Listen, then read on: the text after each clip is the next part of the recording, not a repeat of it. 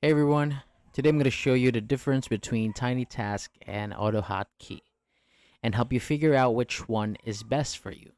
So let's start with TinyTask. So TinyTask is super simple. It records what you do with your mouse and keyboard and then plays it back. And that's it. Just hit record, do your thing, and hit stop. Then press play and it repeats what you did. It's great if you want to do basic stuff like clicking the same buttons over and over, or opening apps the same way every time. No coding, no setup, just record and go. Now let's look at AutoHotkey. So AutoHotkey is a bit more advanced.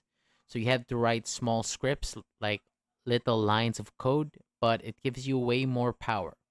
You can make shortcuts, move windows, send custom keys, or even create your own tools. It's not that hard to learn, if you ask me, but it does take a little time once you get the hang of it. And aside from that, you can do a lot more than what TinyTask allows.